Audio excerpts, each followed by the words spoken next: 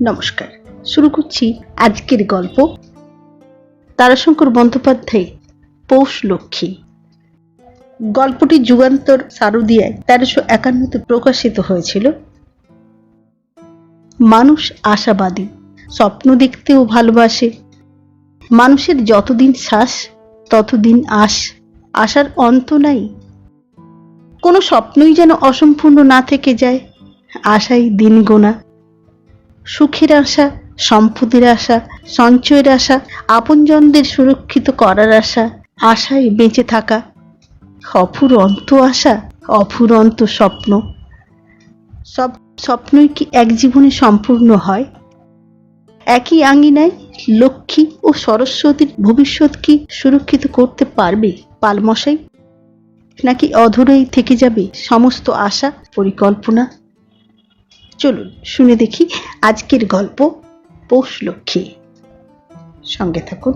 ভালো লাগলে চ্যানেলটি সাবস্ক্রাইব করুন, লাইক করুন, শেয়ার করুন। শুরু করছি আজকের গল্প তারাশঙ্কর বন্দ্যোপাধ্যায়ের পৌষ লক্ষ্মী। 1350 সালের পৌষ মাস। 100-এর অর্ধেক 50-এও গায়ের অর্ধেক লোক ঝেড়ে মুছে নিয়ে গেছে।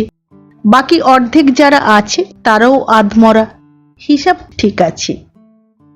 গায়ের প্রবীণেরা এবং বিচক্ষণেরা পালপাড়ায় কালীঘরের সামনে অশ্বত্থ তলায় বসে তামাক খেতে খেতে সেই কথারই আলোচনা করেন। এক ছিলিম তামাকেই গোটা মজলিসের এখন পরিতৃপ্তি হয়। কলকে আজকাল আর দুটো লাগে না।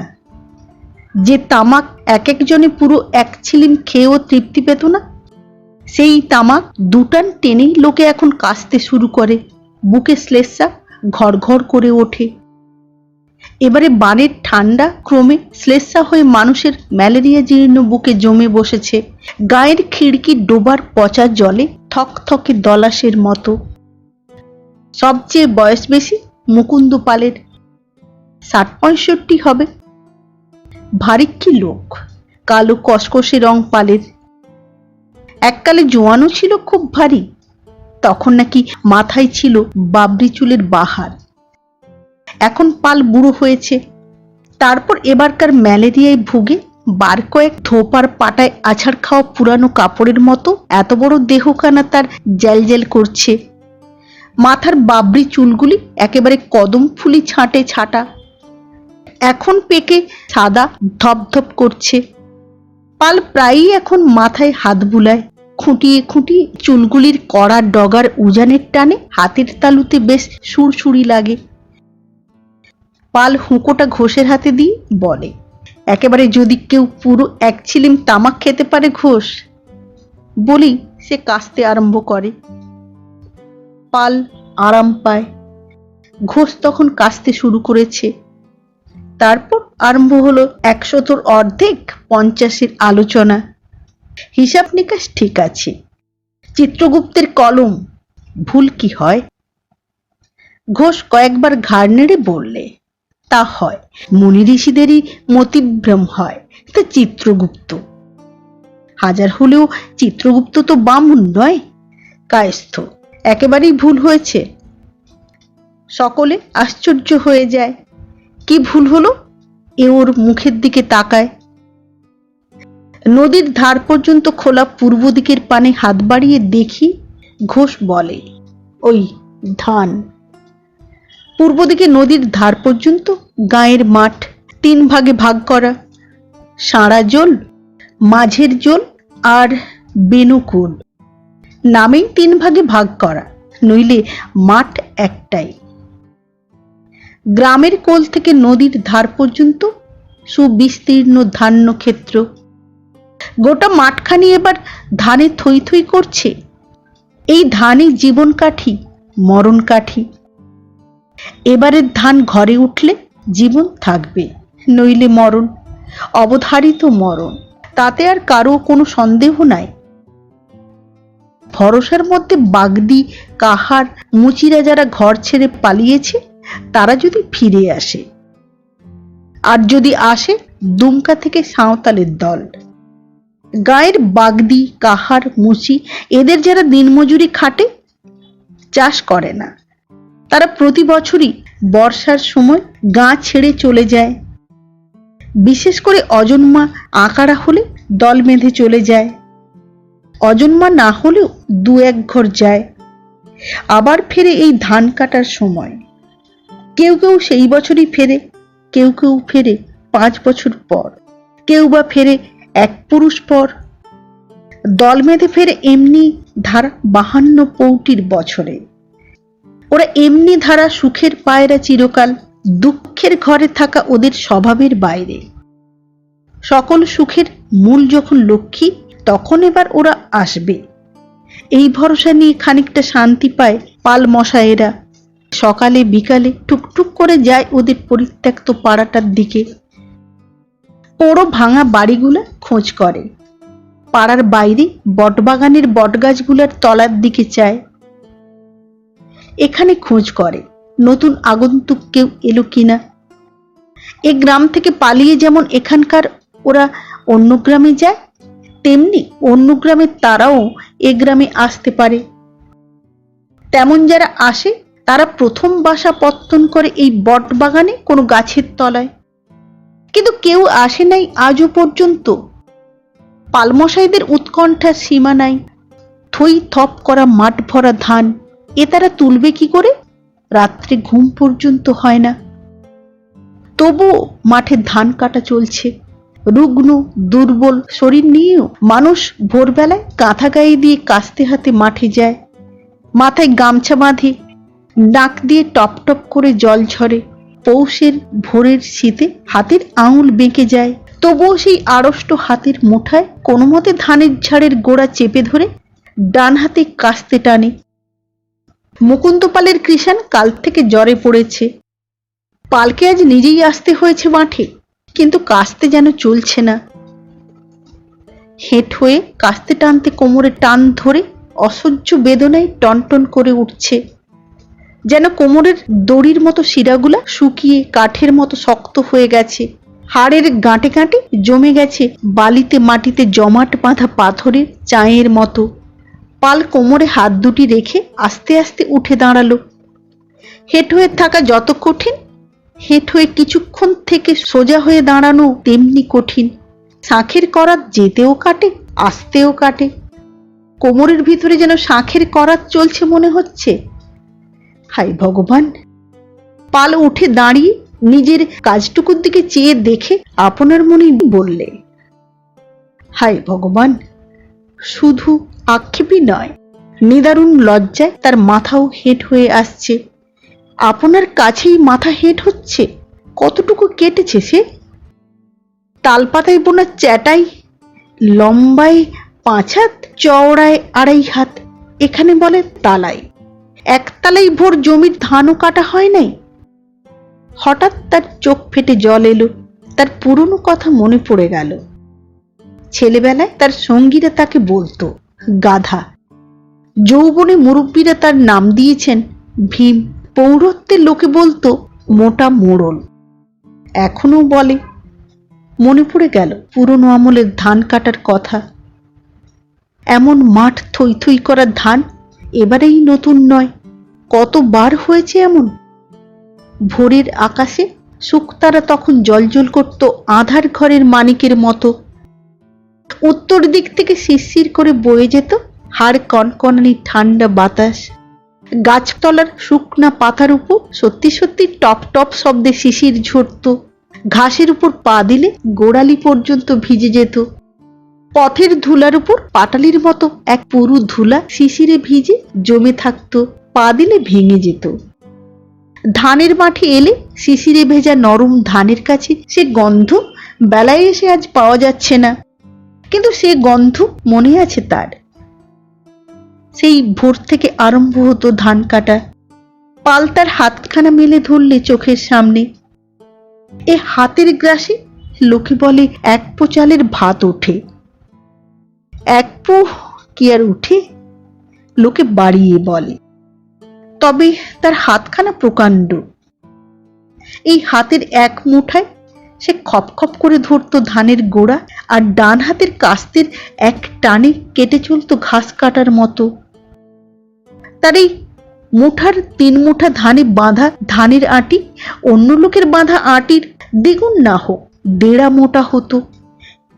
বেলা 1 প্রহর যেতে না যেতে রোদের আঁচে ধান গাছ শুকিয়ে খড়খড়ে হবার আগেই ক্ষেতের এ মাথা থেকে ও মাথা পর্যন্ত শেষ করে ফেলত। বয়সের সঙ্গে সঙ্গে সে শক্তি কমে আসারই কথা, তবুও গত বছর পর্যন্ত সে 1 প্রহর বেলা তক আধখানা ক্ষেতের ধানও কেটেছে। কিন্তু এই কটা মাসে কি যে হলো তার। কি কর্তা, দাঁড়িয়ে রইছ যে, কি হলো? আপনার ভাবনার মধ্যেই ডুবে গিয়েছিল পাল। তার মন উদাস হয়ে সেকালের সেই আমলেই চলে গিয়েছিল। মধ্যে মধ্যে এই জমিখানেই যেন দেখাচ্ছিল সমস্তটা কাটা হয়ে গেছে। এ ধার থেকে ওধার পর্যন্ত আঁটি আঁটি করে সাজানো রয়েছে কাটা ধান। ক্ষেতের লালচে মাটি দেখা যাচ্ছে, লালচে মাটির উপর কাটা ধানের গোড়া জেগে রয়েছে লাল রঙের দাবার ছকের উপর সাদা রঙের খুঁটির মতো। পিছন থেকে কে ডেকে কথা বললে। পাল ঘুরে দাঁড়ালো, দৃষ্টিও কমে এসেছে। গেল বছর পর্যন্ত পাল বিনা চশমায় চট সেলাই করা সূচে সনের সুতলির দড়ি পরিয়েছে, বস্তার মুখ সেলাই করেছে। কিন্তু এই বছর এক ধাক্কাতেই বেলা কাবার করে দিলে। চারিদিক ঝাপসা, তুলসী তলায় পিদিম জ্বালার সময় হয়ে এলো তার। একটা দীর্ঘ নিঃশ্বাস ফেলে পাল লোকটির দিকে তাকিয়ে বললে, কে? আমি গো, চিনতে পারছো না নাকি? পালের এবার খেয়াল হলো ছোকরা মানুষের গলা। মুহূর্তে সে চিনতে পারলে ছোকরাকে। মন তার বিষিয়ে উঠল। আমি গো, চিকেষ্ট, চিনতে পারছো না? নজর গেল তাহলে কর্তা? ও ছেকা, হ্যাঁ গো, বলি দাঁড়িয়ে রইছ যে। তুই কোথায় যাবি? মাঠ থেকে পালিয়ে এলি নাকি? জ্বর এলো? জ্বর? চিকেষ্ট হিহি করে হাসতে লাগলো। জ্বর ফর আমার কাছে ঘেঁষে না। সেই তোমার আশ্বিন মাসে একবার, তারপরে ঝেড়ে ফেলে দিয়েছি। পালের বুক থেকে একটা নিঃশ্বাস বেরিয়ে এলো। মদ আর মাংস হলো জ্বরের জম, বুঝেছ কি না? হিহি করে আবার হাসতে লাগলো চেকা। তা যাবি কোথায়? যা না কেন? ফ্যাক ফ্যাক করে হাসতে বুঝি মজা লাগছে আমার সামনে দাঁড়িয়ে? চেকা আবার হাসতে আরম্ভ করে দিলে। বললে, যাচ্ছি তোমার ওই মাঝের জলে 5 কিত্তে 3 বিঘের চকে। তোমার দরুন গো। পাল হঠাৎ হেঁট হয়ে খসখস শব্দে আবার ধান কাটতে আরম্ভ করে দিলে। চেকার কথার এই 5 কিত্তে 3 বিঘে তোমার দরুন কথাটা তপ্ত লৌহ শলার মতো পালের বুকে যেন বিঁধে গিয়েছে। ওই জমিটা চেকা অর্থাৎ শ্রীকৃষ্ণ পালের কাছ থেকে কিনেছে এই বৎসরই বর্ষার ঠিক আগে। ধানের দর 18 টাকা, চাল 30 টাকা। পালকে বাধ্য হয়ে বেচতে হয়েছে। চেকা বোধ হয় খোঁচা মারবার জন্যই কথাটা বলেছে। খোঁচাটা লেগেছেও পালের বুকে। চেকা তবু গেল না, দাঁড়িয়ে হাসতে লাগলো। বললে, সেই সকাল থেকে এই একতলায় কাটলে নাকি? পাল এ কথার কোনো উত্তর দিলে না, সে ধান কেটেই চলল। চেকার এ কথার মধ্যেও হুল আছে। কর্তা, ও কর্তা। পালের কোমর আবার কনকন করে উঠেছে। মনের জ্বালার উপর শরীরের যন্ত্রণায় পাল এবার আর আত্মসংবরণ করতে পারলে না। সে খাড়া হয়ে উঠে দাঁড়ালো দেহের উপর একটা হ্যাঁচকা টান মেরে। পাল রাগে অধীর হয়ে বলে উঠল, কেন রে শালা, কেন? কি বলছিস কি? চেকার হাসি বেড়ে গেল। সে চটপট শব্দে বার কয়েক বাই ঠুকে বললে, হবে নাকি? 1 হাত হবে নাকি এই ধানের গদির উপর? বলেই সে আর দাঁড়ালো না, নিতান্তই অকস্মাৎ উচ্চকণ্ঠে একটা গান ধরে সে চলে গেল। পাল চুপ করে দাঁড়িয়ে রইল কোমরে হাত দিয়ে। চোখ দিয়ে এবার তার জল গড়িয়ে পড়তে আরম্ভ করলো। মুকুন্দ পাল এককালের ভীম, পৌর বয়সের মোটা মোড়ল। তাকে ঠাট্টা করে গেল ওই চেকা। সম্বন্ধে সে অবশ্য মুকুন্দের নাতি। সম্বন্ধটা ঠাট্টারই বটে, কিন্তু এ ঠাট্টা মুকুন্দের পক্ষে মর্মান্তিক। শ্রীকৃষ্ণ এখন গ্রামের মধ্যে সকলের চেয়ে অবস্থাপন্ন চাষী। উঠানে গোলায় গোলায় ধান আছে, ঘরে টাকা আছে। মহামহিম শ্রী শ্রীকৃষ্ণ পাল বরাবরেশু বয়ানে লেখা এগায়ের লোকের সই করা খত আছে ওর ঘরে। 5 কীর্তি 3 বিঘের চক বলে সেই কথাটা চেকা ঠাট্টা করে বলে গেল। ওতে পাল ব্যথা পেয়েছে, দুঃখ পেয়েছে, কিন্তু ওর উপর হাত নাই, বেচতে তাকে হতোই। এ দুঃখ মনে মনেই চেপে রেখেছে মুকুন্দ। কিন্তু ও যে ওই বাইঠুকে বলে গেল হবে নাকি 1 হাত, ওর অর্থ হলো মুকুন্দের শরীরের এ অবস্থা দেখে সে তার সঙ্গে 1 দফা কুস্তি লড়তে চেয়ে গেল। একালের ছোকরাদের মধ্যে চেকাই হলো সকলের চেয়ে বড় জোয়ান। মনে পড়ল বছর 8 আগে আমতির লড়াইয়ের আখড়ায় শ্রীকৃষ্ণ সকলকে আছাড় দিয়ে আখড়ার মাটির উপর বাইঠুকে পড়েছিল। তখন হাসতে হাসতে মুকুন্দ গিয়ে বলেছিল, কই আয় দেখি, আমার সঙ্গে আয় 1 হাত। অন্য 5 জনে, বিশেষ করে যোগেন্দ্র ঘোষ তার হাত ধরে টেনে বলেছিল, ছি ছি ছি, তোমাকে নাকি লড়তে হয় ওই বালকের সঙ্গে, ছি ছি ছি। শঙ্কিত হয়ে বারণ করেছিল সবাই। পালের শরীরের যা ওজন, তাতে সে যদি চেকার উপর কোনো মতে চেপে পড়ে তাহলেই ছোড়াটা ঘায়েল হয়ে যাবে। শঙ্কিত হয় নাই শুধু শ্রীকেষ্ট, সঙ্গে সঙ্গে সে উঠে দাঁড়িয়ে হাত বাড়িয়ে দিয়ে বলেছিল, এই হট যাও সব, লড়বো আমি। চেকার স্পর্ধা চিরকালের। পায়ে তাড়ায় ঘুরতে ঘুরতে আবার সে বলেছিল, মোটাকে সাথ আটা লড়েগা, হট যাও সব। পালের দেহখানা প্রকাণ্ড বলে এবং লোকে তাকে মোটা মোড়ল বলে বলে সেই 10-এর সামনে সে নিজের নামকরণ করেছিল আটা, অর্থাৎ আঁটো সাঁটো দেহ তরুণ। কিন্তু কিছুক্ষণের মধ্যেই তার সে গরম জল হয়ে গিয়েছিল। মুকুন্দ তাকে পাঁজা করে কোলে তুলে ধরে গোটা আখড়ার চারিধার ঘুরে আখড়ার উপর ফেলে দিয়েছিল, বেশ একটু জোরেই ফেলে দিয়েছিল। তাই আজ চেকা মোড়লকে ঠাট্টা করে গেল, বাইঠুকে আস্ফালন করে লড়াই করবার জন্য প্রায় হাঁক মেরে ডাক দিয়ে গেল। হায় ভগবান, কি কালজোর তুমি দুনিয়ায় পাঠালে! রক্ত জল করে দিলে, মাংস সব যেন চিবিয়ে চিবিয়ে লোল করে দিলে, হাড়ে পর্যন্ত ঘুণ ধরিয়ে দিলে। চোখের দৃষ্টি গেল, উঠে দাঁড়ালে মাথা ঘোরে, 2 পা জোরে হাঁটলে হাঁপাতে হয়। নইলে সে তো বুড়ো নয়, 60 বছর বয়স কি এমন বয়স? তার বাপ 65 বছর বয়সে 5 সেরা কোদাল চালিয়েছে জোয়ান কৃষাণের সঙ্গে সমানে পাল্লা দিয়ে। সে নিজেই তো সেই এই বর্ষাতেও কোদাল চালিয়েছে, লাঙলের মুঠো ধরেছে। হঠাৎ এ কি হলো! হায় ভগবান, বুড়ো করে দিলে। কি চলছে না হাত? দাঁড়িয়ে আছো? কে? আমি, সকরুণ কণ্ঠে বললে জগন্ত ঘোষ। আমিও পারলাম না, ফিরে এলাম। জগন্ত, এ কি হলো ভাই জগন্ত? জগন্ত বললে, নাও এসে ঘাটে লেগেছে, আর দেরি নাই। জগন্তর গলা কাঁপছে, স্পষ্ট বুঝতে পারলে মুকুন্দ।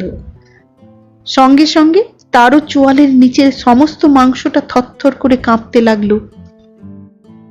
জগন্ত এগিয়ে এসে বললে, তামাক খাও। আলের উপর দুজনে বসলো। কই খাও। হুঁকোই সে শুধু মুখি দিলে, টানলে না। তারপর হঠাৎ বললে, নাওয়ে পার হতে তো ভয় নেই জগন্ত, হরি বলে নাপিয়ে নাওয়ে চড়তে পারতাম।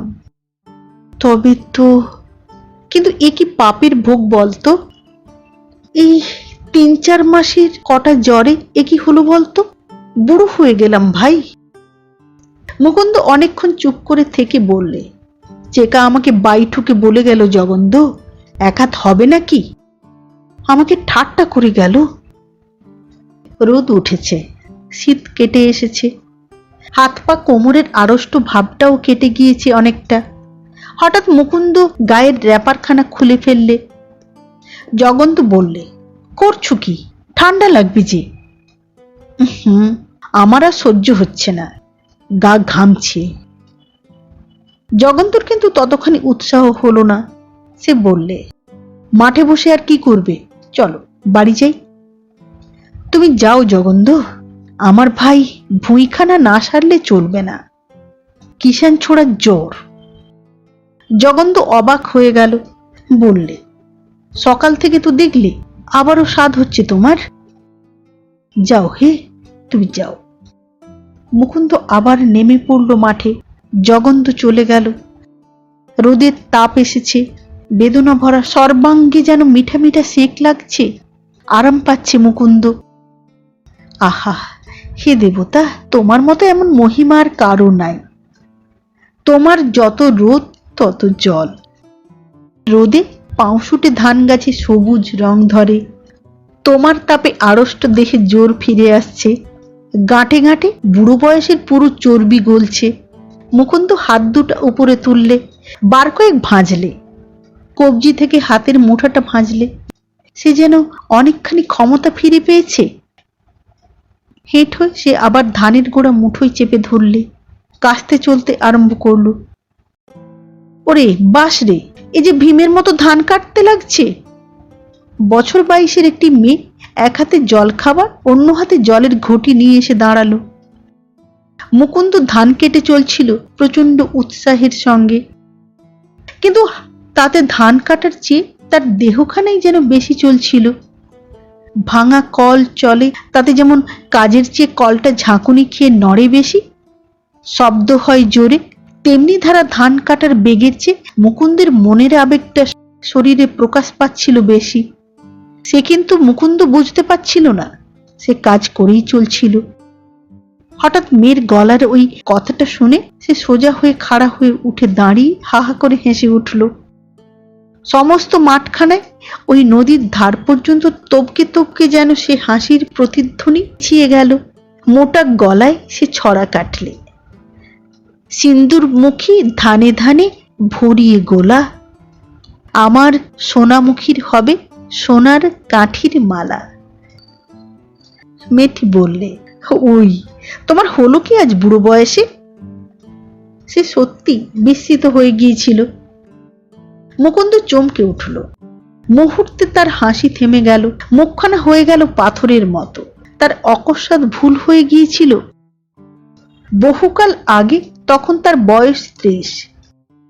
29 বছর বয়সে তার তৃতীয় পক্ষের স্ত্রী মারা যায়। 21 বছরে গিয়েছিল প্রথম স্ত্রী, 25 বছরের দ্বিতীয় জনা এবং একটি 2 বছরের মেয়ে রেখে গিয়েছিল। 29 বছর বয়সে তৃতীয় জনা। লোকে বলতো মুকুন্দ পাল অজগর পুরুষ, বিয়ে হলেই নির্ঘাত খাবে। মুকুন্দও এটা বিশ্বাস করেছিল। গণৎকারেও তাই বলেছিল, রাক্ষসগণ। পত্নী স্থানে শনি মঙ্গল রাহু, শিবের সাধ্যি নাই তোমার পরিবার রক্ষা করতে। মুকুন্দ নিজের হাতের তালুর কোড়ে আঙুলটার নিচে স্পষ্ট দেখেছে অসংখ্য কাটাকুটির দাগ। তাই সে আর বিয়ে না করে ঘরে এনেছিল পাশের গ্রামে চণ্ডীপুরের বাবুদের বাড়ির একটি বিধবা তরুণ ঝিকে। ব্রাহ্মণ বাড়িতে ঝিয়ের কাজ করত, জলচর জাতের মেয়ে, তাতে আর ভুল নাই। তবুও অধিকন্তু ন দোষায়। মুকুন্দ তাকে বৈরাগীদের আখড়ায় কণ্ঠী পরিয়ে বৈষ্ণবী করে। পেড়ে শাড়ি হাতে চুড়ি পরিয়ে ধরে এনেছিল। 30 বছর আগে এমনি করে সে আসতো তার জল খাবার নিয়ে। 1320 সালও ছিল একটা শূন্যের বছর। সেবারও হয়েছিল এমনি বান, এমনি ধান। হয়নি শুধু চালের মন 30 টাকা, আর হয়নি এমন কালা জ্বর। সেবার সে ধান কাটছিল মাঠে। সে এসে বলেছিল ঠিক ওই কটি কথা। মুকুন্দ এমনি করে হেসেছিল আর ওই ছড়াটি কেটেছিল। আজও সেই রকম মাঠ ভরা ধান, আজও সে যেন ঠিক তেমনি হুসহুস করে ধান কেটে চলেছে। এমন সময় তেমনি ভাবে এসে দাঁড়িয়ে সেই কথা কয়টি বলায় মুকুন্দের ভুল হয়ে গেছে। বৈষ্ণবীও অনেক কাল আগে মরে গেছে। মুকুন্দ বলে, গত হয়েছে। এ মেয়েটি মুকুন্দের নাতনি, মেয়ের মেয়ে। সম্বন্ধ ঠাট্টার, কিন্তু মুকুন্দ কখনো ঠাট্টা করে না। একটি ছেলে কোলে নিয়ে মেয়েটি 15 বছরে বিধবা হয়েছে। মেয়ে বিধবা হয়েছিল ওই মেয়েকে কোলে নিয়ে। মুকুন্দ জীবনে দুটি শিশুকে কোলে করে মানুষ করেছে, প্রথম তার নিজের মেয়ে, তারপর এই নাতনিটিকে। নাতনির ছেলেকে সে কোলে করে না। না, কাজ নাই। মুকুন্দ বাড়ি এসে বসে হাঁপাচ্ছিল, কিন্তু তাতে তার মেজাজ খারাপ হয়নি। কাজ সে অনেকটা করেছে, অনেকটা। স্পষ্ট বুঝতে পেরেছে সে বুড়ো হয় নাই, সে খুশি হয়েছে।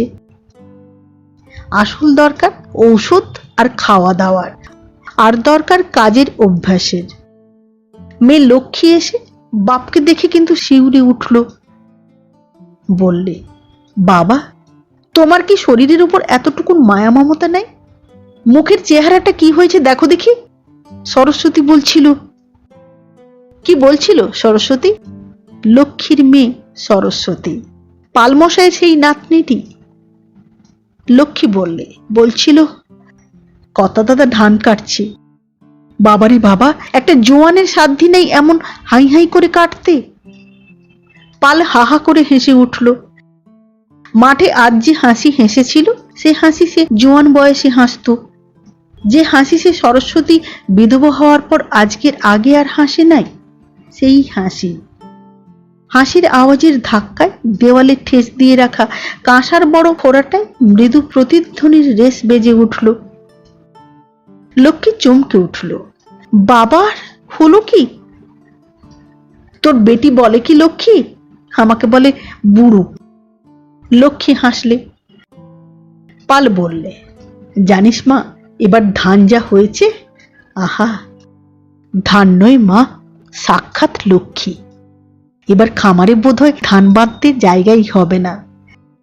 তাছাড়া গরু দুটোর যা হাল হয়ে আছে তাতে। পাল অত্যন্ত চিন্তিত হয়ে পড়ল। কেলের জন্য ভাবি না, ও আমার ঠিক আছে। ও আমার কেন জন্মা? ভাবনা বাছুরটার জন্যে, হাজার হলেও কাঁচা হাড়। কেলে পালমশাইয়ের প্রিয়তম হেলে বলদ। একেবারে শৈশব থেকে তাকে পাল পালন করেছে। এখন সে বুড়ো হয়েছে, কিন্তু ভরা বয়সে কেলে ছিল এখানকার বিখ্যাত হেলে। পাল একা নয়, এখানকার সকল চাষিতেই এক বাক্যে বলে, কেলে ক্ষণজন্মা গরু। একা কেলের সঙ্গে কাঁধ দিয়ে একে একে 4টা বলদ অকালে ঘায়েল হয়ে গিয়েছে।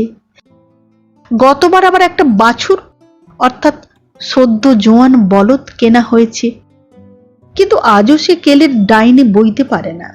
এবার দুটো বলদেরই খুঁড়িটা হয়েছিল গোমড়কের সময়। দুটাই ভাগ্যক্রমে বেঁচেছে, কিন্তু অত্যন্ত দুর্বল হয়ে গিয়েছে। পাল কেলের জন্য ভাবে না, ভাবনা তার ওই নতুন সদ্য জোয়ান হেলেটার জন্য।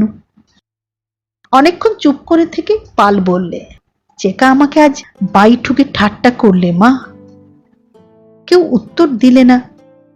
পাল পিছনে তাকিয়ে দেখলে লক্ষ্মী নাই, সে চলে গিয়েছে। পাল উঠে গিয়ে দাঁড়ালো কেলের কাছে।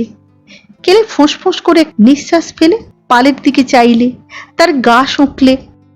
তারপর ঘাটটা লম্বা টান করে মুখটা এগিয়ে দিলে মুকুন্দের বুকের কাছে। এর অর্থ হলো গলকম্বলে সুরসুরি দিয়ে যাও। পাল হেসে তার গলায় হাত বুলিয়ে পিঠে দুটো চাপড় মেরে বললে, দেখবো বেটা এবার কেমন ক্ষমতা তোমার। কি করছো কর্তা? সরস্বতী দাঁড়ালো এসে দাওয়ার উপর। খেতে দিয়েছি তোমার কেলেকে, উপোস করিয়ে রাখি নাই। কি? এসো তেল মাখো, চান করো, খেতে টেতে হবে না। হ্যাঁ, এই করি গে।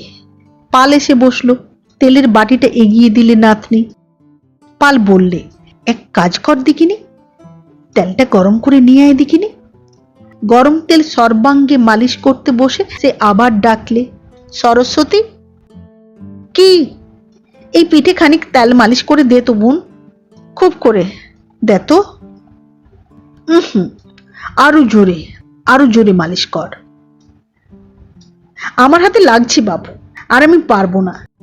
সরস্বতী সত্যই ক্লান্ত হয়ে পড়েছিল। পাল আবার হাহা করে হেসে উঠল। বললে, আমার কিন্তু তোর নরম হাতের কিল ভারী মিষ্টি লাগছে। সরস্বতী সংকুচিত হয়ে পড়ল। কর্তার মুখে এই ধারার কথাবার্তা কখনো সে শোনে নাই। হলো কি কর্তার? মাকে বললে সরস্বতী। কর্তার গতিক ভালো নয় মা। লক্ষ্মী চমকে উঠল। কথাটা তারও মনে হয়েছে বাপের সেই হাসি শুনে। এ হাসি সে শুনেছে ছেলেবেলায়। বাপকে তখন লোকে বলতো ভীম। সন্ধ্যার পর বাইরের দাওয়ায় 5 জনের সঙ্গে বসে তার বাবা এমনি ভাবে হাসত। সে তখন ছোট মেয়ে, বাড়ির ভিতরের দাওয়ায় শুয়ে ঘুমাতো। বাবার হাসিতে তার ঘুম ভেঙে যেত। বৈষ্ণবীর মা বকতো বাবাকে, কি এমন করে হাসো, মেয়েটার ঘুম ভেঙে যায়। চমকিয়ে ওঠে। বাবা আবার হাসতো হা হা করে। কাঁসার বাসনে ক্ষণক্ষণে আওয়াজে রেস বেজে উঠত। দরজায় কি জানালায় হাত দিয়ে থাকলে মনে হতো কি যেন একটা শিউরে উঠছে তার ভিতরে। সে হাসির প্রথম পর্দা ছিঁড়েছিল বৈষ্ণবী মা যাবার পর। তারপর খাদে নেমেছিল লক্ষ্মী নিজে বিধবা হওয়ার পর। সরস্বতী বিধবা হওয়ার পর সে হাসি আর হাসে নাই তার বাবা। আজ সেই হাসি হাসতে শুনে কথাটা তারও মনে হয়েছে। সরস্বতী বললে, কর্তা হয়তো আর বাঁচবে না মা, হয়তো কর্তার মাথা খারাপ হয়েছে। লক্ষ্মী শিউরে উঠে বললে, ও কথা বলিস না মা, তাহলে আমাদের দশা কি হবে ভাব দেখি। শুধু মেয়ে আর নাতনিই নয়, গোটা গায়ের লোকেরই কেমন যেন একটা খটকা লেগেছে। পালের হলো কি, তাই ওই হাহা করে হাসি শুনে তারা পরস্পরের মুখের দিকে চায়। ভোর থেকে আরম্ভ করে জলখাবার বেলা পর্যন্ত পাল মাঠে ধান কাটে। তাতে অবশ্য কেউ কিছু মনে করে না। পালের কৃষাণটার জ্বরের সঙ্গে বুকের দোষ হয়েছে। আধা ডাক্তার আধা কবরেজ ভাগবতচরণ বলেছে, মারে হরি রাখে কে, লোকটা মরবে। আজও পর্যন্ত বাগদি কাহার যারা বর্ষার সময় চলে গিয়েছে তারা কেউ ফিরে নাই। দুমকার ওদিক থেকে একটি দল সাঁওতালও আজ পর্যন্ত এ অঞ্চলে আসে নাই। বর্ধমানে দামোদরের বাঁধ তৈরি হচ্ছে, রেলের সাঁকো তৈরি হচ্ছে, সারি সারি ক্রোশ বরাবর লম্বা এক একটা সাঁকো, উড়ো জাহাজের আস্তানা তৈরি হচ্ছে।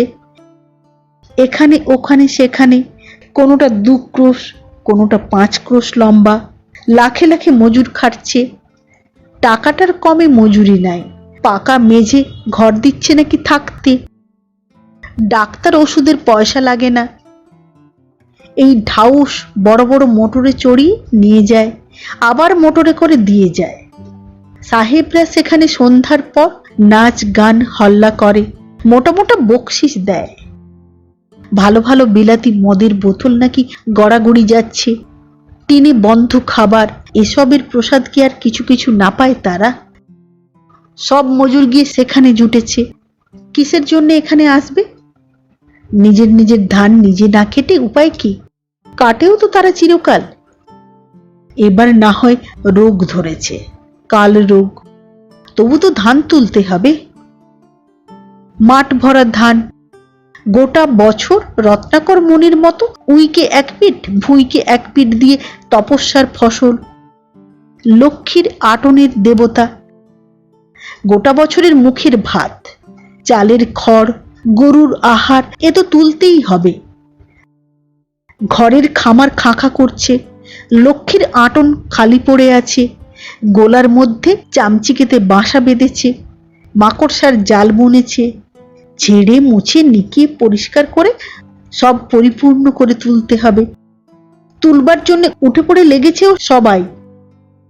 কিন্তু পালের ধান কাটা দেখে লোকে অবাক হয়েছে। পাল ধান কাটে আর আপন মনেই বলে, হি ইয়ো হি ইয়ো হি। পা ফেলে যেন রোখো মাতালের মতো। পাল কিছুদিন আগে উঠতো ধীরে ধীরে, বলতো আর কি সেদিন আছে। তাড়াহুড়ো করে উঠতে গেলে মাথা ঘোরে, বলেই হাসতো। সেই পালের হঠাৎ যেন নবযৌবন হয়েছে। এ তো ভালো নয়। এমন করে খাটতে গেলে কোনদিন বুক ধড়ফড় করে মাঠেই মুখ গুঁজে পড়বে। আর উঠবে না, না হয়তো খাটুনির ধমকে পাল্টে পড়বে জ্বরে। এর উপর আবার জ্বর হলে মেরে দিয়ে যাবে, আর নাও যদি মরে তবু উঠে আর হেঁটে বেড়াতে দেবে না সহজে। তার উপর এসব কথা বললে আবার ওই হাসি। যোগেন্দ্র বললে, কি হলো কি তোমার, বলো দেখি। পাল সেই হাসি হাসতে আরম্ভ করলে। তারপর হাসি থামিয়ে বললে, সন্ধেবেলায় বলবো। ওরে বাপরে, এত হাসি কিসের গো কর্তা? গলার আওয়াজেই চিনতে পেরেছিল পাল চেকা মোড়লকে। পিছন ফিরে দেখলে চেকা। পাল ভুরু নাচি মাথা দুলিয়ে বললে, বলি তুই পারিস? চেকা বললে, কি? এমনি হাসতে? মরদ তো বটিস, জোয়ান বয়সও বটে, পয়সাও ঢের আছে, পারিস এমন হাসতে পারিস? কয়েক মুহূর্ত সে সব প্রশ্ন দৃষ্টিতে চেকার দিকে চেয়ে থেকে আবার বললে, ফুসফুসি ফেটে যাবে কোলা ব্যাঙের পেটের মতো। যোগেন্দ্র অবাক হয়ে গেল। তার আর কোনো রকম সংশয় রইল না, পালের মাথায় সত্যি গোলমাল হয়েছে। চেকাও প্রথমটা চুপ করেছিল, একটু পর সে বললে, পালকে কোনো কথা না বলে যোগেন্দ্রকেই বললে, ঘোষকর্তা, পালকর্তার নাকটা দেখেছ? যোগেন্দ্র একটু বিরক্ত হই তার মুখের দিকে চাইলে। পালের ভুরুও কুঁচকে উঠল। চেকা যে এবার বাঁকা বড়শির মতো কথা বলবে তাতে তাদের সন্দেহ ছিল না। চেকাকে তারা চেনে। টাকার গরমে মাটিতে ওর পা পড়তে চায় না। ওর কথায় জলের মাছ গায়ের জ্বালায় ডাঙায় মাথা ঠুকে আছাড় খেয়ে পড়ে। চেকা বললে, দেখো, ভালো করে দেখো। ঠিক। কি?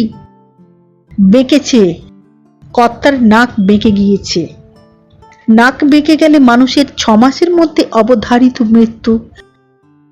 নীল তারা দেখতে পায় না চোখ টিপে, আকাশের অরুন্ধতী নক্ষত্র দেখতে পায় না, এমনি নাকি অনেক কিছু হয়। চেকার কথা শুনে যোগেন্দ্র শিউরে উঠল। সে তার ঘোলাটে চোখের নিস্তেজ দৃষ্টি যথাসাধ্য তীক্ষ্ণ করে চাইলে পালের মুখের দিকে। পালও চমকে উঠল। তার ডান হাতে ছিল কাস্তে, বাঁ হাতটা আপনি যেন উঠে গিয়ে পড়ল নাকের উপর। চেকা হিহি করে হেসে উঠল। শুধু হাসি নয়, তার সঙ্গে অদ্ভুত অঙ্গভঙ্গি। হাসির ধমকে তার মাথাটা যেন মাটিতে ঠেকে গেল প্রথমটা, হাসির ধমকেই আবার যেন সোজা হয়ে উঠে পিছনের দিকে উল্টে পড়ে যাবার উপক্রম করলে। চেকা বললে, আর 6 মাস, বলেই সে চলতে আরম্ভ করলে। কিছুদূর গিয়ে সে আবার দাঁড়ালে, বললে, মরণের 6 মাস আগে, বুঝলে কর্তা, মানুষের এমনি লবযৌবন হয়। কথাটা নবযৌবন। সে যাই হোক, পাল আবার উৎকণ্ঠভাবে হেসে উঠল। নিজের বাই দুটোকে চাপড় মেরে বললে, হবে নাকি? চেকা কিন্তু আর দাঁড়ালো না, চলে গেল। যোগেন্দ্র কেউ সাড়া দিলে না। যোগেন্দ্র চলে গিয়েছে। পাল কিছুক্ষণ চুপ করে দাঁড়িয়ে থেকে আপনার নাকে হাত দিলে। কর্তা, আজ যে দাঁড়িয়ে রইছ? সরস্বতী এসেছে জল খাবার নিয়ে। কি, শরীর ভালো আছে তো? দেখ তো সরস্বতী, নাকটার কি হলো? কি হলো? কই কিছুই তো হয় নাই, যেমন ছিল তেমনিই তো আছে। সরস্বতী খুব কাছে এসে খুব ভালো করে তাকিয়ে দেখলে। হ্যাঁ, কই কিছুই তো। কি খেয়েছো তুমি কর্তা? সরস্বতী শিউরে উঠে পিছিয়ে গেল।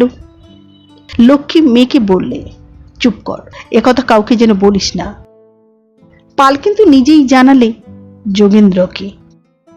সন্ধেবেলায় তাকে ডাকলে, শোনো, এসো। কোথা? আরে এসোই না আমার সঙ্গে। গায়ের বাইরে বটবাগানে একটা গাছতলায় বসলো পাল। যোগেন্দ্রকে বললে, বসো। যোগেন্দ্র অবাক হয়ে গিয়েছিল, সঙ্গে সঙ্গে ভয়ও করছিল। মাথা খারাপ লোক কখন কি করে বসবে হয়তো। পাল তার গায়ের আলোয়ানের ভিতর থেকে বের করলে একটি বোতল। তার মুখেই পরানো ছিল কাঁচের ছোট ঔষধ খাওয়ার গেলাস একটি। কি? যোগেন্দ্রের চোখ বিস্ফারিত হয়ে গেল। পাল কিন্তু অত্যন্ত সহজভাবে বললে, গৃহজাত, খাও। সে কি? গৃহজাত মানে লুকিয়ে ঘরে চোলাই করা মদ? শাওড়াপুরের ভল্লা বাগদিরা তৈরি করে নদীর ধারে। এখানকার অনেকে গোপনে কিনে খায়, এ গাঁয়েও 2-4 জন খায়, চেকা মুরুলি খায়। কিন্তু তা বলে যোগেন্দ্র খাবে কি বলে? পালি বা খায় কি বলে? বৈষ্ণব মন্ত্রে দীক্ষা তাদের, বয়স হয়েছে, যাকে বলে একবার ডোঙায় একবার ডাঙায়। আজ পালের একই আচরণ। ততক্ষণে ছোট গেলাসে খানিকটা ঢেলে ঢুক করে ঔষধ খাওয়ার মতো খেয়ে ফেলে পাল বললে, জ্বর পালাতে পথ পাবে না, 3 দিনে গায়ে তাগদ পাবে, আমার মতন খাটতে পারবে। গেলাসটাই যোগেন্দ্রের জন্যই খানিকটা ঢালতে ঢালতে, ওই শালা চেকা, চেকা শালা একদিন আমাকে বলেছিল, বুঝলে, বলেছিল মদ মাংস খাই, জ্বর আমার পাশে ঘেঁষতে পারে না। তা দেখলাম, হ্যাঁ, দ্রব্যটা উপকারী বটে। নাও নাও খাও। যোগেন্দ্র সভয়ে সরে বসলো, বললে, না, ছি ছি পাল, ছি, এই বুড়ো বয়সে। ধ্যাত্তেরি! পাল ধমক দিয়ে উঠল, কিসের বুড়ো বয়সে? বুড়ো বয়স, বুড়ো বয়স কই? ডেকে আনো তোমার কে ছোকরা আছে, ডেকে আনো আমার কাছে। বুড়ো বয়স 80 বছর, 80 বছরেও সোজা হয়ে ঘুরে বেড়াবো। যোগেন্দ্র বললে, কিন্তু ধম্ম আছে তো? হ্যাঁ আছে বই কি, আলবাত আছে, এ তো ওষুধ। ধম্মতে ওষুধ খেতে বারণ করে নাকি? ধম্মতে বলে নাকি ঔষধ না খেয়ে রোগে ভুগে খক খক করে কেশে কুঁজো হয়ে মরো তুমি? যদি বলে তো বলে, ধম্ম আমার ধান তুলে দেবে। ধম্ম ধম্ম ধম্ম। হঠাৎ সে নিজের হাতখানা শক্ত করে যোগেন্দ্রের দিকে বাড়িয়ে দিলে, দেখো দেখো শরীরটা কদিনেই কেমন বেঁধেছে দেখো। বুড়ো বুড়ো বুড়ো, উফ! যোগেন্দ্র হাতখানা নেড়ে দেখতে বাধ্য হলো, কারণ পাল একরকম হাতখানা তার ঘাড়েই চাপিয়ে দিয়েছিল। সত্যি তো, আর সেরকম তলতলে ঝলঝলে নয়, চামড়া অনেকটা শক্ত হয়েছে, সে স্বীকার করতে বাধ্য হলো। তা হয়েছে বটে। পাল আবার খানিকটা গেলাসে ঢেলে বললে, তবে খা, খা রে খা, জৈমন ফিরে আসবে। বলে হা হা করে হেসে উঠল। যোগেন্দ্র এবার হাত বাড়িয়েছিল, কিন্তু হাসিতে চমকে উঠে বললে, না মাইরি, কি যে হাসছো, এক্ষুনি কে এসে পড়বে, তাহলে আমি খাবো না ভাই। পালের হাসি যেন শাঁখের আওয়াজ। কাছাকাছি শাঁখ বাজলে তার শব্দ যেমন কানের ভিতর থেকে মাথার ভিতরে, বুকের ভিতরে, কাঁধ থেকে হাতের শিরায় ধ্বনির রেশ তুলে টান হয়ে ওঠে, পালের হাসির গরমগুলা তেমনি ভাবে যোগেন্দ্রের দেহের মধ্যে সুর তুলল। ভয়ও লাগলো। যোগেন্দ্র মুখের কাছে নিয়ে গিয়েও ভাবছিল, কি গন্ধ, নাক টিপে ধর বাঁ হাতে, ব্যাস ঢেলে দে মুখে। বলেই সে আবার হেসে উঠল হা হা করে। কিছুক্ষণ পর যোগেন্দ্রও হাসছিল পালের সঙ্গে, প্রায় পাল্লা দিয়ে। এবার পৌষলক্ষ্মীর দিনে ভাসান গান করতে হবে, আগে যেমন হতো। সেকালে পাল চন্দ্রচূড় সাজত, আবার পায়ে কালিমাখা ন্যাকড়া জড়িয়ে গোদা মালও সাজত। তুই বেউলো সাজছিস তো, তুই বেউলুই সাজবি। এই বুড়ো বয়স, ভাঙা মুখ, ফোকলা দাঁত, এই চেহারায় বেউলো? বলেই সে আবার হেসে উঠল হা হা করে। যোগেন্দ্রও হাসতে আরম্ভ করে দিলে সঙ্গে সঙ্গে। হাসিটা থেমে এলো ধীরে ধীরে। দুজনেই চুপ করে বসে রইল, ক্লান্ত হয়েছে দুজনেই। আবার চঞ্চল হলো মন, কত কথা মনে পড়ে গেল। মনের চোখের সম্মুখে ভেসে উঠেছে পুরনো দিনের কথাগুলি। নিজেদের সেই যৌবনকালের চেহারা মনে পড়ছে, সেকালের সঙ্গীদের, যারা আজ নাই তাদের মনে পড়ছে। সুরবীরের মতো চেহারা সব, কত হুই হুই। হবে না কেন? ভাবনা চিন্তা ছিল না। খামারে সব গোলা ভরা ধান, গোয়াল ভরা দুধালো গাই, কেড়ে ভর্তি দুধ, জ্বালাই জ্বালাই গুড়, পুকুর ভরা মাছ। পৌষ লক্ষ্মীতে সে কত সমারোহ! গামলা ভর্তি করে সরু চাকলি, আজকে পিঠে, ক্ষীরের পিঠে, গুড় তিলের পিঠে। 20 গন্ডায় 1 পণ। সেই 1 পণ দরুনে পিঠে খেত এক একজন। মাঘ মাসে মূলো খেতে নাই, তাই লক্ষ্মীর রাত্রে মূলো মচ্ছি। মূলোতে মাছে অম্বল হতো। তারপর পড়তো ভাসানের আসর। পাল চন্দ্রচূড় সাজত, রঙিন পাটের কাপড় পরে পাটের চাদরখানা পৈতের মতো বেঁধে আসরে ঢুকত। আসরে জ্বলত সরকারি 40 বাতির আলো। শিব শম্ভু, শিব শম্ভু, শঙ্কর শঙ্কর। আসরখানা গমগম করে উঠত। কালো কোষ্টি পাথরে খোদাই করা ভৈরব মূর্তির মতো দশাশয়ী চেহারা। সেই বাঘা গলার আওয়াজ লোকের বুকের ভেতর যেন গুড়গুড় করে উঠত। মেয়েরা বসতো একদিকে, পুরুষেরা বসতো 3 দিকে। সব হাঁ করে চেয়ে থাকতো চন্দ্রচূড়ের মুখের দিকে। মেয়েদের মাথার ঘোমটা খসে যেত, পুরুষদের হুঁকোর টান বন্ধ হতো, ধীরে ধীরে তাজা কলকে নিভে আসতো। যোগেন্দ্রের ছিল ছিপছিপে মিষ্টি চেহারা, চোখ দুটি ছিল ডাগর। সে সাজত বেহুলা। গোপ দাড়ি কোনো কালেই যোগেন্দ্রের বেশি নয়, তাও কামি পরচুলো পরে স্ত্রীর বিয়ের বেগুনি রঙের পাটের শাড়িখানা পরে আসরে এসে নামতো। মেয়েরা পরস্পরের গা টিপে মুচকে হাসত। পুরুষদের চোখে পলক ফুটতো না। বেহুলা বলতো শাশুড়িকে, বাসরে আমার রান্না করা ভাত আছে, সে ভাত আমার মাটিতে পুঁতে রেখো। কাককে ডেকে বলতো, কাক, তুমি আমার বাপের বাড়ি গিয়ে মাকে বলো বেহুলা জলে ভেসে যাচ্ছে। গান ধরতো, জলে ভেসে যায় রে সোনার কমলা। গোটা আসর হাপুস নয়নে কাঁদত। পোশাক পাল্টে পালি সাজতো গোদাম আলো। দেখে কার সাধ্য যে বলে ওই লোকই সেই পাথরের মতো মানুষ চাঁদ সদাগর। পালের ভুঁড়ি নাচানোর কায়দাটি ছিল অদ্ভুত। সত্যি যেন নাচতো ভুঁড়িটি। দেখে আসর শুদ্ধ লোক হেসে গড়িয়ে পড়তো। পৌষ মাস চলে যেত। মাঘ মাসের অন্তত 15টা দিন ছেলেমেয়েরা তাকে দেখলেই বলতো, ওরে গোদাম আলো আসছে। তরুণীর দল পিছন ফিরে দাঁড়িয়ে ফিক ফিক করে হাসত। সেদিন আর এদিন, আজকের দিনকালগুলো যেন ভাসান গান ভাঙার পর শেষ রাত্রের আসর। 40 বাতির চিমনিটা কালো হয়ে যেত কালি পড়ে। পৌষের শেষ রাত্রিতে হিম ঝরত চারিদিকে। আসর আগলে তারা জন কয়েক শুধু প্রায় কুণ্ডুলি পাখি বেঁকে চুরে শুয়ে থাকতো। 2-4টে কুকুরও এসে গা ঘেঁষে শুতো। ঠিক তাই, তারাই কজন ভাঙা আসর আগলে বেঁকে চুরে কোনো মতে পড়ে আছে, চারিদিক খাঁ খাঁ করছে। যোগেন্দ্র একটা দীর্ঘ নিঃশ্বাস ফেলে বললে, চলো বাড়ি চলো। চলো। পালও উঠল। বাগান থেকে বেরিয়ে এসে কিন্তু দুজনেই দাঁড়িয়ে গেল থমকে।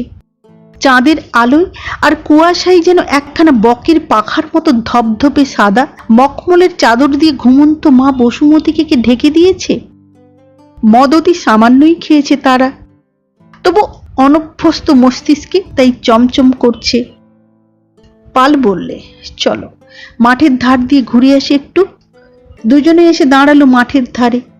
দুধ বরণ জ্যোৎস্নার মধ্যে সোনার বরণ মেয়ে গায়ে এলিয়ে যেন ঘুমোচ্ছে। 2 চোখ ভরে দেখেও যেন আশ মেটে না। পাল বললে, জগন্দ, সাক্ষাৎ লক্ষ্মী শুয়ে আছেন, তুমি দেখো। তুমি দেখো। এইবার দিন ফিরল। যোগেন্দ্র কথাটা ঠিক কি মানে তা বুঝতে পারলে না। পালের মুখের দিকে সে তাকিয়ে রইল। পাল বললে, এটা 50 সাল গেল। 50 বছর দুঃখের কাল গিয়েছে জগন্দ। আসছে 50 বছর, দেখো সুখের কাল হবে। দেখো, আমি বললাম, এই 30 টাকা মন চাল, এই মড়ক, এই গেল দুর্ভোগের শেষ। এইবার দেখো তুমি মাঠের দিকে তাকিয়ে মা লক্ষ্মী আবার এলেন। যোগেন্দ্র অবাক হয়ে চেয়ে রইল। পাল বললে, দেখো তুমি, আবার আগেকার মতো কাল আসবে, বছর বছর জল হবে, মাঠ ভরে ধান হবে, আবার সব তেমনিই হবে। আর একটুকুন নেবে নাকি? পাল আবার বের করলে বোতলটা। যোগেন্দ্র বললে, মালক্ষী আবার এ গন্ধ সইতে পারে না। হাজার হলেও নারায়ণের লক্ষ্মী, বষ্টুমির ঘরের বউ। একটু ভেবে পাল বললে, তা বটে, ধান কাটা হয়ে যাক, তারপর আর ছোঁবো না, বুঝলে? যোগেন্দ্র হাত বাড়িয়ে নিলে গেলাসটা। একটু জোর অনুভব করছে সে। পাল মিছে বলে নাই, ভোরে একটু খেয়ে মাঠে বের হলে সেও পালের মতো ধান কাটতে পারবে।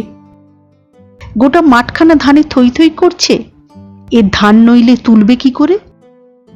পাল বললে, আর একটি মনের কথা বলি তোমাকে। কি? যোগেন্দ্র তার মুখের দিকে তাকালে। ওই চেকার ধান কেটে ঘরে তোলার আগে আমাকে কেটে ঘরে তুলতে হবে। আমাকে বাই ঠুকে যায় হে। এই 50 সাল থেকে সুসময়ে আসছে, ওর টাকার গরম, ধানের গরম এইবার ভাঙবে। মা এসেছেন, তুমি দেখো জগন্দ, এইবারেই দেখো তুমি, দেনাদুনি শোধ করব আমি। খাজনা দেনা 1 পয়সাও বাকি রাখবো না, যা থাকবে থাকবে। যোগেন্দ্র বললে, ভালো কথা, কাল ভোরে যখন যাবে মাঠে ডেকো আমাকে, আর বোতলটা বরং নিয়ে এসো। এক ঢোক না খেয়ে তো যেতে পারবো না মাঠে। পাল বললে, আনবো। তারপর হঠাৎ যেন তার কথাটা মনে পড়ল। বললে, হ্যাঁ, একটা কথা বলতে ভুলেছি। এর উপর দুধ ভালো নয়, এরপর ভালো হলো মাংস। তা ভাই, সে তো উপায় নাই, মাছটা বেশি খেও, দুধ খাও তো বিকেলে খেও। যোগেন্দ্র বললে, আচ্ছা, ভোরে ডেকেও জানো। মাঠ থই থই করা ধান মুকুন্দ কেটে চলে জোয়ানের মতো, হা হা করে হাসছে।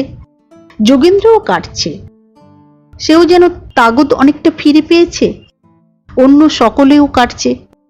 মুকুন্দ, যোগেন্দ্রের মৃত সঞ্জীবনীর নেশার জোর তাদের নাই, কিন্তু ধানের নেশা তাদের পেয়েছে। মাঠে মাঠে থাকবন্দি ধান ছোট ছোট ঘরের মতো আকারে সাজিয়ে রাখা হয়েছে, যেন মেলা বসে গেছে মনে হচ্ছে দূর থেকে। গাড়িতে গাড়িতে সেই ধান ক্রমে ক্রমে ঘরে নিয়ে চলেছে সব। মুকুন্দের কেলে সত্যই সাবাস জোয়ান, সামনে টেনে চলেছে জোয়ান বলদটার ডাইনে থেকে। মুকুন্দ গাড়িতে ধান বোঝাই করছিল।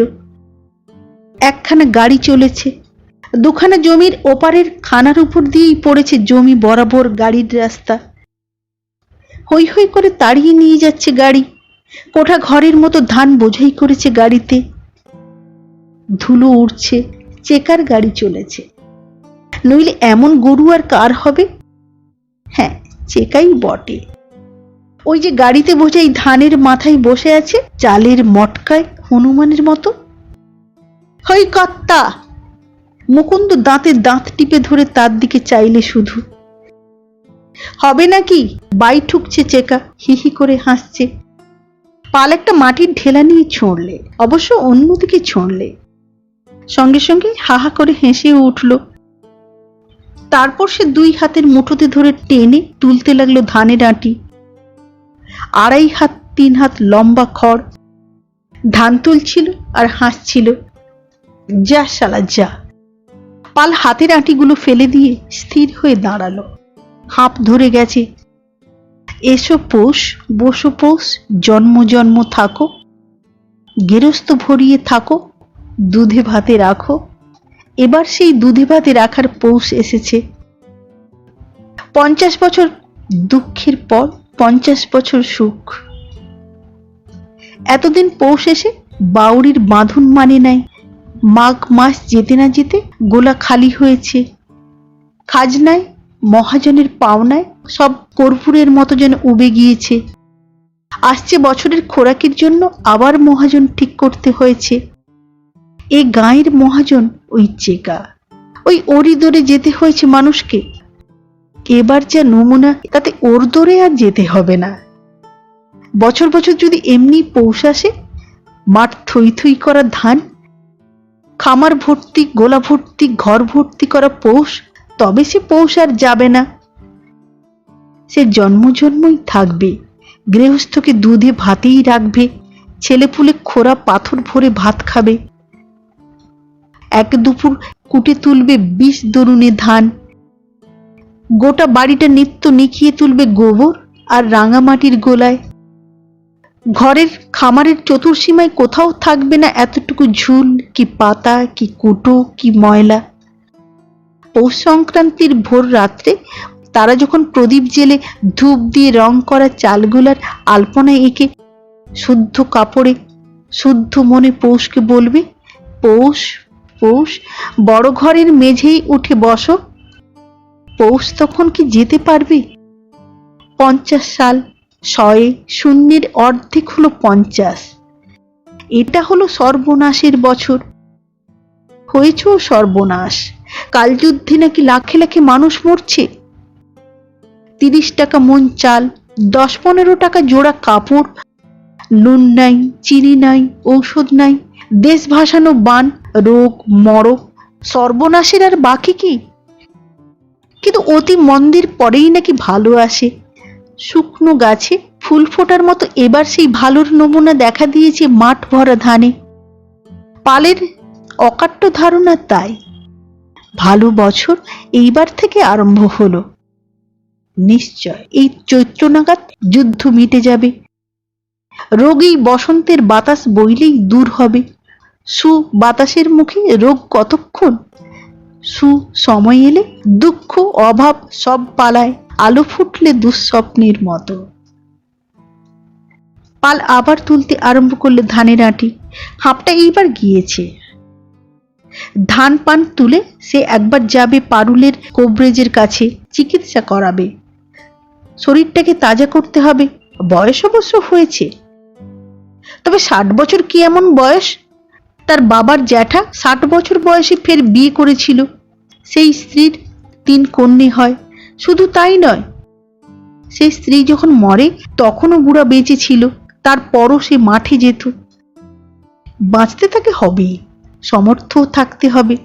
সরস্বতীর ছেলেটাকে মানুষ না করে সে মরতে পারবে না। তাহলে ওই চেকাই সর্বনাশ করে দেবে। ফুসফুস করে সে ধান তুলতে লাগলো। আবার হই হই উঠছে। কার গাড়ি আসছে? কিন্তু গাড়ি কই? কোথায়? তবে কি হলো?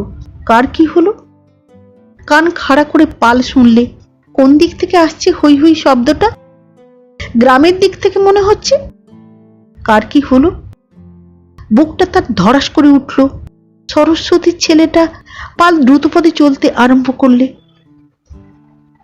একটা লোক গায়ের ভেতর থেকে বেরিয়ে জোর হেঁটে চলেছে কোথায়। কে? কে হে? আমি শশী। গায়ে গোল কিসের? রমন কাকা।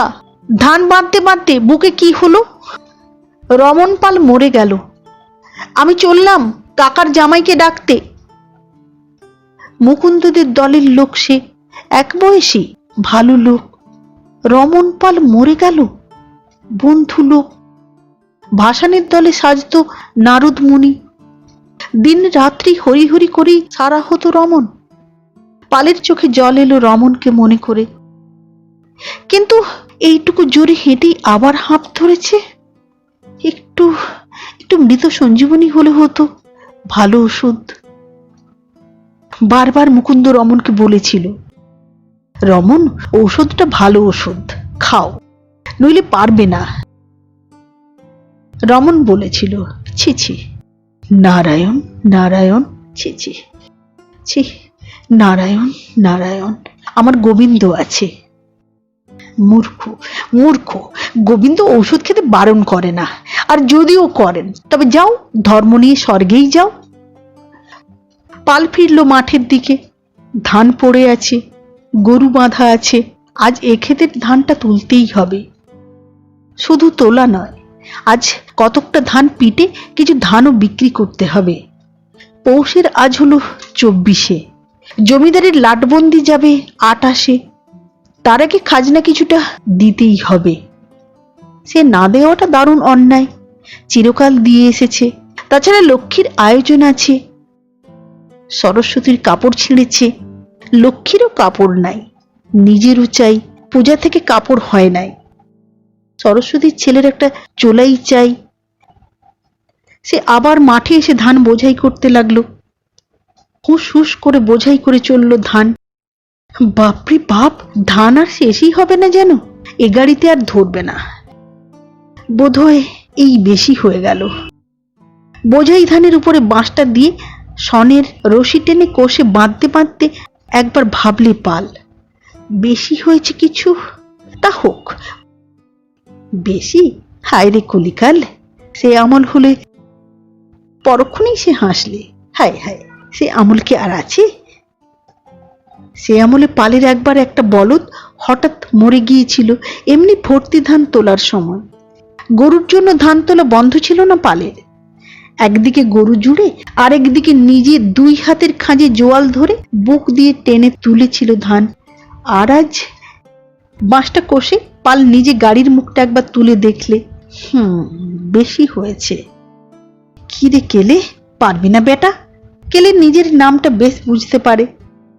পালের দিকে চেয়ে সে ফোঁস করে উঠল, হ্যাঁ পারবি, তোর জন্যই তো ভাবি না রে, ভাবনা ওই মরকট জোয়ানটার জন্যে। বেটা আমার জোয়ান, পারে কেবল শিং নাড়তে। নে চল দেখি, চল। আজ তোমারই একদিন কি আমারই একদিন, চল চল। আপন মনেই পাল গরু দুটোর সঙ্গে বকতে বকতে গাড়ি জুতলে। ধানের গাদায় লুকানো ছিল সঞ্জীবনী বোতলটা। এক ঢোক খেয়ে শরীরটাকে চাড়া দিয়ে নিজের শক্তিটা অনুভব করে নিয়ে বললে, চল চল চল বেটা চল। গাড়ির জোয়ালটা গরু দুটার কাঁধে চেপে বসেছে। কেলের পিঠ ধনুকের মতো বেঁকেছে। পিছনের পা দুটো ঠেলা দিয়ে তীরের মতো সোজা করতে চাইছে সে। ঘাটটা টানের চোটে লম্বা হয়ে উঠেছে, নড়েছে। সাব্বাস বেটা সাব্বাস। বাপরে মানিক রে আমার, চল চল। গাড়ি চলছে। গাড়ির উপর কোঠা ঘরের মতো বোঝাই করা ধান দুলছে। মা লক্ষ্মী হেলে দুলে চলেছেন তার ঘরে। গাড়িটা থেমে গেল। শব্দ হলো একটা ঘ্যাঁচ করে। চাকা আটকে গেল। বাঁদিকে জোয়ান গরুটাকে তাড়া দিয়ে পাল বললে, শালা ভাত খাবার জম তুমি। সে কষে দিলে এক পাঁচুন লাঠির বাড়ি। গরুটা টানলে, চাকাটা নড়ল, কিন্তু ওদিকের চাকাটা নড়ল না। কেলে টানলে, মুখ দিয়ে ফেনা ভাঙছে তার, কিন্তু চাকা নড়ছে না। কেলে রে কেলে, চাকা নড়ছে না। কেলে পারছে না টেনে তুলতে। পাল খেয়ে নিলে আরেক ঢোক মৃদু সঞ্জীবনী। শরীরটাকে আরেকবার চাড়া দিলে। তারপর চাকার কাঠ দুটি 2 হাতে ধরে বুক দিয়ে ঠেলতে আরম্ভ করলে। পাকা শাল খুঁটির মতো পালের সর্বাঙ্গ রক্ত হয়ে উঠল। উঠছে, হ্যাঁ উঠছে। বহুত আচ্ছা, উঠে গেছে গাড়িখানা। আবার চলছে। পালের বুকে, হাতে, মুখেও লেগেছে চাকার ধুলা। শরীরটা যেন সেকালের শরীরের মতো ফুলে উঠেছে। হ্যাঁ ঠিক আছে, সে জোয়ানই আছে, শুধু হাঁপ ধরেছে খানিকটা। বুকের ভিতরটা ধরধর করছে একটু বেশি। হ্যাঁ একটু বেশি। পাল একটা দীর্ঘ নিঃশ্বাস টেনে নি সোজা হয়ে দাঁড়ালো। গাড়ির উপরে ধানের বোঝাই ঠিক আছে, হেলছে দুলছে। উফ, বুকটা নিয়ে সোজা হওয়া যাচ্ছে না। এ কি হলো? নাক দিয়ে কি গড়াচ্ছে গরম। আহ, বুকের ভেতরটা। এক হাত বুকে দিয়ে আর এক হাতে নাকটা মুছলে। এই যে রক্ত। থরথর করে কেঁপে উঠল পাল। বুকের ভিতর কেমন করছে, চারিদিক কেমন হয়ে আসছে। চাঁদনি রাতে বকের পালকের মতো রঙের মলমলে ঢাকা মা বসুমতী। তার একই হলো। সরস্বতী, তার ছেলে লক্ষ্মী, মাঠ ভরা ধান এ ফেলে। সে 2 হাতে আঁকড়ে ধরলে তার গাড়িতে বোঝাই ধানের আঁটির ডগা। আঁটির ডগায় ফলন্ত ধান। জোরে সজোরে চেপে ধরলে, নইলে পড়ে যাবে সে। গাড়ি চলছিল হেলে দুলে।